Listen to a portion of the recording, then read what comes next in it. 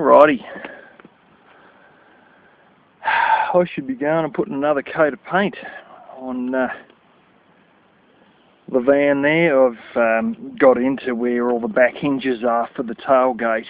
I've got 3 coats on, and got to put a 4th coat on. Thank God there wasn't rust bubbles. It's only just that, just light brown on the surface. And yeah, primed it with iron oxide, which is actually a good idea. Those of you who don't know, iron oxide is, I believe it's basically like rust, and that's why it's iron oxide, with enamel. And the guy I done my apprenticeship with, his father used to actually make it from scratch, somehow supplying his own rust and then mixing it with enamel or something like that. Anyways, because of the rust in that iron oxide, it will, it's almost like a pre-rusted surface, so it doesn't rust any further because there's rust in the paint, if you know what I'm saying. It's almost like, well, you know, this has already been oxidized with this layer because the paint's got iron oxidized in the paint. So anyway, I've then covered that with another layer of fairly new paint, and then I've got a can of blue, which is surprisingly close to the van colour, but like really old. This can's like more than 15 years old, and I didn't know about the quality of it, so I wanted to at least have another layer. So I've got the primer, a layer of silver, and I'm going to have 2 layers of this blue.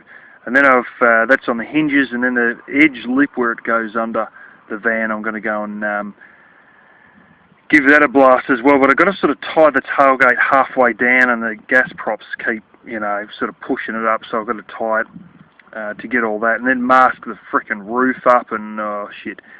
So, and try and do the same thing again with all that. So anyway, I'm maintaining this thing, but I wanted to talk about gas mileages in vehicles and these fucking stupid greenies and their stupid ideals and the reality, and give some examples of vehicles that I've seen involving my own van, and even others with that same engine, and others that are tiny engines like 1.2 litre Barina Spark, which is basically like, I know you've got them in the States, but this is like the Spark's like the smaller version that's, you know, supposed to be smaller than most Barinas, that has come out with real world fuel figures that are fucking atrocious, after trying to appeal to people who want low fuel consumption and assume that a small engine means low fuel consumption. I've got quite a few flies annoying me, so if I'm waving my hand around, that's what it is. It's absolutely unbelievable that the big sedan that I used to drive, which you can probably, that's it over there. I'm sitting under one of my trees right now. When they first come out, not that longer wheelbase one, but I think the one with the more basic engine in it, not the sports engine, and it may have actually been that one with the same engine. The mileage they were getting on them, the mileage they come out with was 9 litres per 100 k's. Now I bought that at 10 years old, and I was getting, this is highway mileage, this is its most efficient at highway mileage. It was getting 9 litres per 100 k's. When I got that at 10 years old, it was between 10.5 and 11. Now that thing got plastered as being a gas guzzler because it's a big car. And these stupid ass greenies have got this magical idea that if it's big, it takes a lot of fuel. And it is absolutely so far from the truth, it's pathetic. At the same time, the Santa Fe, which is a little four-wheel drive Hyundai makes, that has the same engine that my van has, brand new,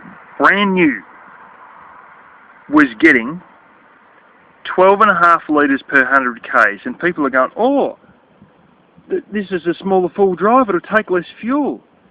No, the 1999 long wheelbase machine was taking 9 litres per 100 k's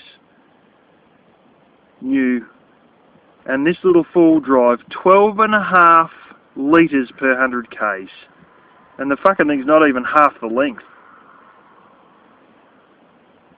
See, it's all just bullshit in their own mind. My van has the exact same engine. 17 years old, 17 years old, and it takes 9.7 litres per 100 k's with the same engine. I guarantee you there's a different gearbox in there, probably because of the four-wheel drive aspect of the Santa Fe. It's remarkable. They had, in more recent years, I think it's about the same age as my father's one,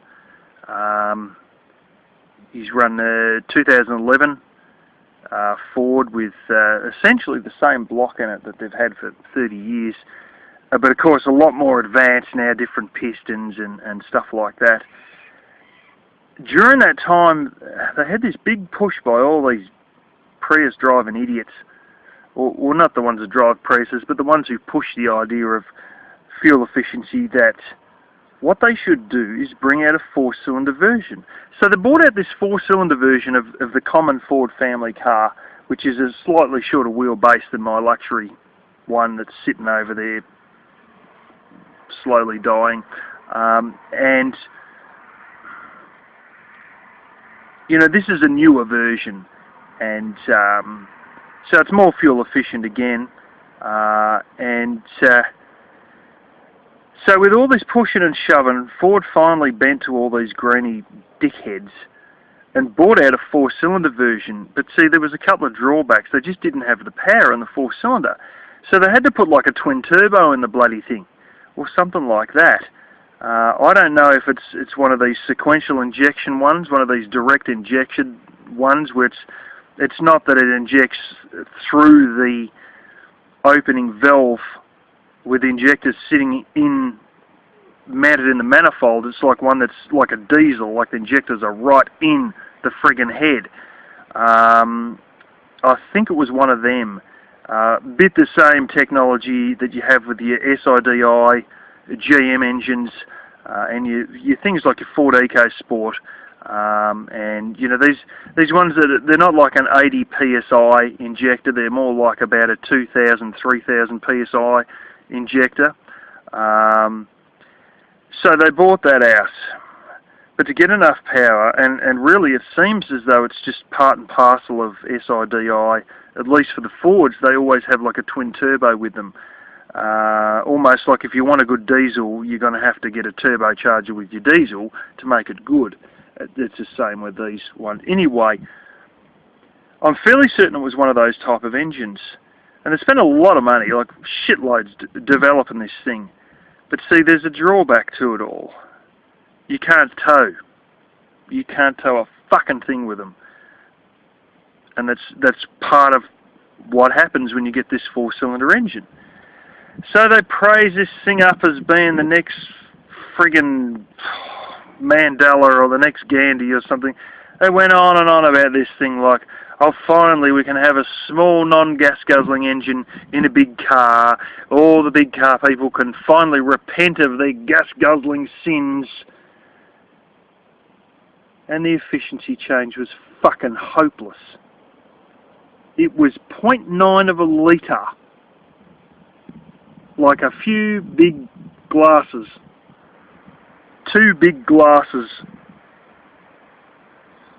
full of petrol per 100 k's. 0.9 of a litre.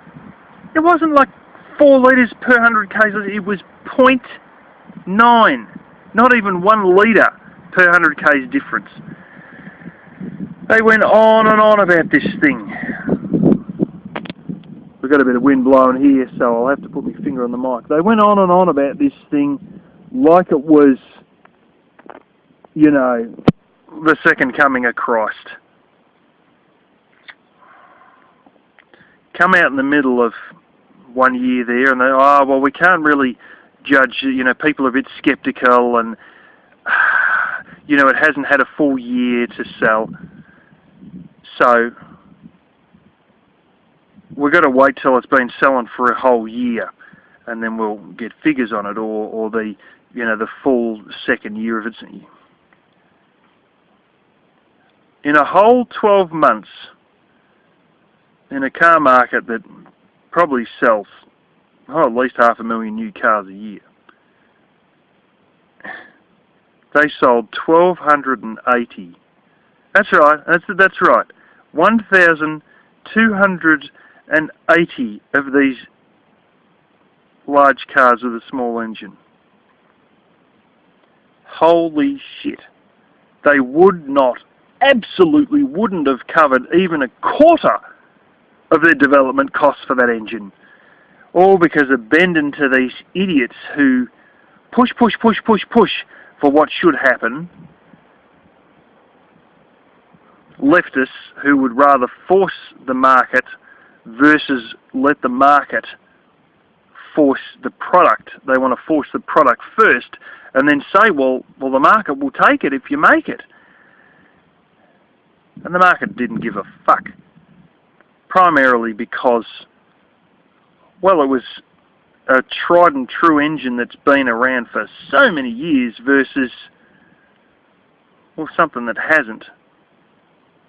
And I'm not too certain. I think the thing might have cost a little bit more. And the fuel efficiency was fucking hopeless. I'm not joking. I'm fairly certain the fuel efficiency of my van that's 17 years old was as good as these things were brand new. In a 5-seater versus a 7-seater. In something that can't tow a fucking thing versus something that's rated to tow 1,350 kilos. That's right, 1.3 tonne. Yeah. Funny that, isn't it? Yeah. Which brings me to the latest heap of shit. Greenie. Well-known small vehicle. I know you've got them as a Chev over there. We have them as a General Motors Holden over here. But the Greenie Spark come out, and the Spark's like, well, this is the really small one, so we're going to compete with, you know, these 3-cylinder engine cars, basically, that are coming from Japan. And things like the VW Up, which is really, really small, and I don't trust it worth a cracker, but I don't trust any V-dubs, but anyway. And they've got this thing out, and the real, you know, the government figures are all la-di-da-di-da, and of course, all the greenies and the anti-gas guzzler idiots all, oh yeah, you know, let's celebrate they've got this car that's got a small engine and it's fuel efficient, and it does. It has a 1.2 litre engine versus some of these 3-cylinder things that have got a 1.3 litre engine, like the Mitsubishi, or a 1 litre or a 1.1 litre 3-cylinder. This is only a 1.2 4-cylinder. Oh, isn't it great? And then reality struck. It's got, you know, 4.5 litres per 100 Ks or some bullshit, 5.3 or some bullshit. And then people are saying, this is like the 2015 model. This is, you know, 4 years old. And people realise fairly quickly, even though these engines, I've been looking at some of them and they've done less than 35,000 miles. And even the manual, 6 litres per 100 Ks. And I'm like, ugh. Then people started getting the automatic. Oh, it's 1.2 litre. Actually, it's a little bit, it's closer to 1.3. They actually have slightly larger engine for the automatic, but they sort of badge it as a 1.2, but it's like a 1,207 cc and 1,290 cc. So it's actually more like a 1.3, but they keep badging it a 1.2. So anyway, people started driving them. 8 litres per 100 Ks. I'm not fucking joking. This is a 2015 pipsqueak of a car that I could put in the back of my van. Like, these are tiny. Tiny little machine. You know, it is really, you can't fit 4 people, and not really. The seats are there, but you can't really fit in them. It's really just a little city runabout. 8 litres per 100 k's, no ability to tow anything. 4 years old. While I've got, and that's the real world figures, 8 litres per 100 k's. I've got real world figures of 9.7 litres in a 7-seater that you can realistically fit 7 adults into, with a towing capacity of 1,350 kilos for an extra 1.7 litres per 100 k's. You go from something that's big enough to put in the back of that van to that actual van that's a 7-seater with towing capabilities. These aren't bullshit government figures. These are both vehicles, real world, tested and true figures. One's 4 years old, one's 17 years old. So I just swig a few more cups per 100 k's in and put 7 people instead of 2, and then tow something behind it as well, and will save yourself approximately $9,000 to $11,000 less on the price you're going to pay for these things. I tell you what, there's so many people out there just you know, these government figures, these bullshit claims are all propaganda. You know, a lot of these bullshit government figures they get, they do things like they make sure they never run the air conditioner. They take the fucking side mirrors off. That's not real world government figures. They do all these things, tweak the shit out of the engine. They did almost, I think they might even piss with the chip in the transmission to get it to change back earlier and stuff like this, you know. And of course it's always the manual too. So your automatic has been fucked with to get its figures, and your manual, well, it's, you know, it's never put your foot. They travel on perfectly flat ground, you know, they take the side mirrors off, they keep all the windows closed, you know, all these things, and I think the tricks get even nastier than that, you know.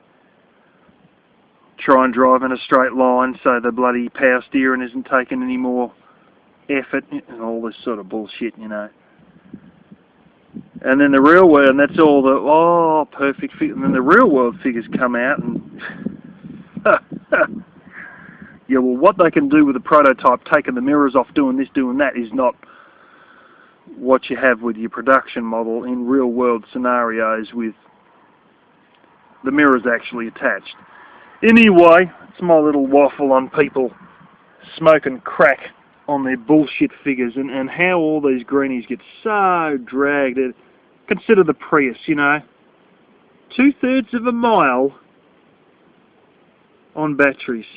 They want to change heaven and earth to get this thing to, it's got hybrid. Yeah, and you go 2/3 of a mile. Oh, fuck me, what was the point of all the complexity, all the bullshit? Anyway, it's my little waffle on people with stars in their eyes about gas mileage versus actual real world gas mileage.